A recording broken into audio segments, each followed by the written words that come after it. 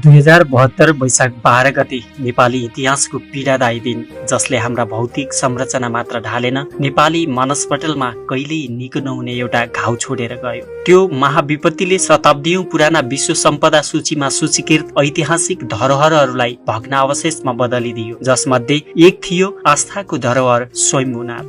त्यतिबेला प्रतापपुर र अनन्तपुर जस्ता शिखर शैलीका मन्दिरहरू माटोमा मिल्दा धेरैलाई लागेको थियो कि हामीले हाम्रो विरासत सधैँका लागि गुमायौं। वैशाखको न्यानो मौसमसँगै स्वयम्भूको डाँडामा अहिले शान्तिको सुवास छाएको छ। वैशाख 12 को अर्को एउटा वार्षिकी नजिकिँदै गर्दा यहाँको वायुमा एउटा फरक ऊर्जा महसुस हुन थालेको छ। यी सम्पदाहरू केवल इँटा र माटोका संरचना मात्र होइनन्, यी त हाम्रा पुर्खाको सिप र पहिचानका जीवन्त साक्षी हुन्।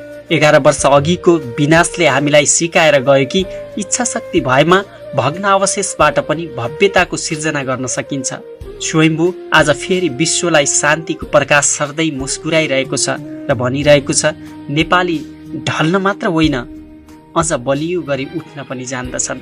नेपाल सरकार, पुरातत्व विभाग, स्थानीय सरकार र स्वयम्भू व्यवस्थापन तथा संरक्षण महासमितिको निरन्तरको लगाव र समन्वयले आज स्वयम्भूमा विनाशको कुनै डोब नरही आशाको नयाँ किरण छाएको छ।